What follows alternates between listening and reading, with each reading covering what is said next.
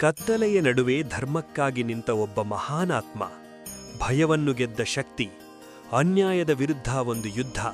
ಇದು ಅಂತ್ಯ ಅಲ್ಲ, ಒಂದು ಆರಂಭ. ಗುರು ರಾಘವೇಂದ್ರರ ಅದ್ಭುತ ಕಥೆ ಈಗ ನಿಮ್ಮ ಮುಂದೆ. ಗುಡುಗಿನ ಸದ್ದು, ಕತ್ತಲೆಯ ಆವರಣ, ಗಾಳಿಯಲ್ಲಿ ಹಾರುವ ಧೂಳು, ಆಕಾಶವನ್ನು ಚೀರುವ ಮಿಂಚಿನ ಹೊಳೆ, ಅದರ ಮಧ್ಯೆ ಒಂದು ಹಳೆಯ ದೇವಾಲಯ. ಅಲ್ಲಿ ಆರಂಭವಾಗುತ್ತದೆ ಒಂದು ಕಥೆ. ಭೂಮಿಯ ಮೇಲೆ ಅಧರ್ಮ ಹೆಚ್ಚಾಗುತ್ತಿತ್ತು. ಗ್ರಾಮಗಳು ಬೆಂಕಿಗೆ ಆಹುತಿಯಾಗುತ್ತಿವೆ. ಜನರು ಭಯದಲ್ಲಿ ಬದುಕುತ್ತಿದ್ದಾರೆ. ಯಾರಿಗೂ ರಕ್ಷಣೆ ಇಲ್ಲ, ಯಾರಿಗೂ ಆಶ್ರಯ ಇಲ್ಲ. ಆ ಕತ್ತಲೆಯ ಮಧ್ಯೆ ಒಂದು ಹೆಸರು ಗುಸುಗುಸುವಾಗಿ ಹರಡುತ್ತದೆ: ಗುರು ರಾಘವೇಂದ್ರ.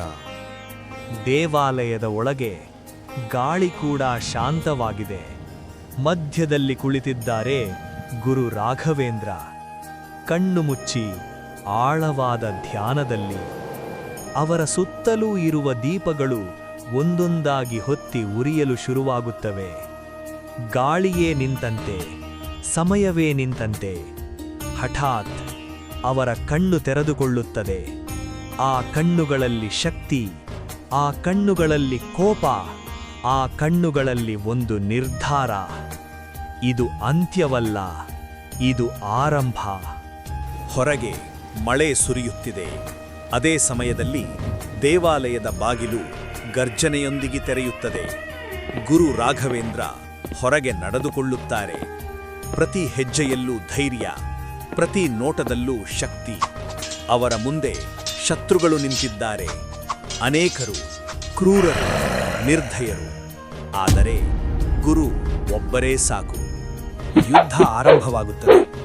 ಒಬ್ಬ ಶತ್ರು ದಾಳಿ ಮಾಡುತ್ತಾನೆ. ಗುರು ಸುಲಭವಾಗಿ ತಪ್ಪಿಸಿಕೊಳ್ಳುತ್ತಾರೆ. ಮತ್ತೊಬ್ಬನು ಬರುತ್ತಾನೆ. ಒಂದು ಹೊಡೆತದಲ್ಲಿ ನೆಲಕ್ಕುರುಳಿಸುತ್ತಾರೆ. ಪ್ರತಿ ಚಲನೆಯೂ ವೇಗ, ಪ್ರತಿ ಹೊಡೆತವೂ ಶಕ್ತಿ. ಕತ್ತಿಗಳು ಮುಖಾಮುಖಿ ಹೊಡೆಯುತ್ತವೆ, ಕಿಡಿಗಳು ಹಾರುತ್ತವೆ. ಮಳೆ ಮತ್ತು ರಕ್ತ ಬೆರೆತು ನೆಲ ತೇವವಾಗುತ್ತವೆ. ಆದರೂ ಗುರು ರಾಘವೇಂದ್ರ ಮುಖದಲ್ಲಿ ಶಾಂತಿ ಮಾತ್ರ. ಅಷ್ಟರಲ್ಲಿ ಕತ್ತಲೆಯೊಳಗಿಂದ ಒಂದು ಭಯಾನಕ ನಗು ಕೇಳಿಸುತ್ತದೆ. ಶತ್ರುಗಳ ನಾಯಕ ಮುಂದೆ ಬರುತ್ತಾನೆ. ಅವನ ಕಣ್ಣುಗಳಲ್ಲಿ ದುಷ್ಟತೆ, ಅವನ ನಗು ಸಾವು ಸೂಚಿಸುವಂತೆ. ನಿನ್ನ ಧರ್ಮ ಇಲ್ಲೇ ಮುಗಿಯುತ್ತದೆ. ನಿಧಾನವಾಗಿ ಮುಂದೆ ಬರುತ್ತಾರೆ. ಅವರ ಮುಖದಲ್ಲಿ ಯಾವುದೇ ಭಯವಿಲ್ಲ. ಧರ್ಮ ಎಂದಿಗೂ ಮುಗಿಯೋದಿಲ್ಲ. ಇಬ್ಬರ ನಡುವಿನ ಯುದ್ಧ ಭಾರೀ ಭೀಕರ. ಪ್ರತಿ ಹೊಡೆತವೂ ನೆಲವನ್ನು ನಡುಗಿಸುತ್ತದೆ. ಗೋಡೆಗಳು ಒಡೆದು ಬೀಳುತ್ತವೆ. ಗಾಳಿ ಗರ್ಜಿಸುತ್ತದೆ. ಸಮಯವೇ ನಿಂತಂತೆ. ಅಂತಿಮ ಕ್ಷಣ. ಗುರು ರಾಘವೇಂದ್ರ ತನ್ನ ಸಂಪೂರ್ಣ ಶಕ್ತಿಯನ್ನು ಒಂದೇ ಹೊಡೆತದಲ್ಲಿ ಬಿಡುಗಡೆ ಮಾಡುತ್ತಾರೆ. ಶತ್ರು ನೆಲಕ್ಕುರುಳುತ್ತಾನೆ. ನಿಶ್ಶಬ್ದ. ಮಳೆ ನಿಧಾನವಾಗಿ ನಿಲ್ಲುತ್ತದೆ. ಗಾಳಿ ಶಾಂತವಾಗುತ್ತದೆ. ಜನರು ಹೊರಗೆ ಬರುತ್ತಾರೆ. ಅವರ ಮುಖಗಳಲ್ಲಿ ಭರವಸೆ ಮತ್ತೆ ಹುಟ್ಟುತ್ತದೆ. ಗುರು ರಾಘವೇಂದ್ರ ಹಿಂತಿರುಗಿ ನಡೆಯುತ್ತಾರೆ. ಯಾವ ಮಾತೂ ಇಲ್ಲ, ಯಾವ ಗರ್ವವೂ ಇಲ್ಲ. ಆದರೆ ಅವರ ಹೆಜ್ಜೆಗಳು ಹೇಳುತ್ತವೆ, ಧರ್ಮವನ್ನು ರಕ್ಷಿಸುವವರು ಎಂದಿಗೂ ಮಾಯವಾಗುವುದಿಲ್ಲ. ಸೂರ್ಯೋದಯ, ಹೊಸ ಬೆಳಕು, ಹೊಸ ಆರಂಭ. ಗುರು ರಾಘವೇಂದ್ರ.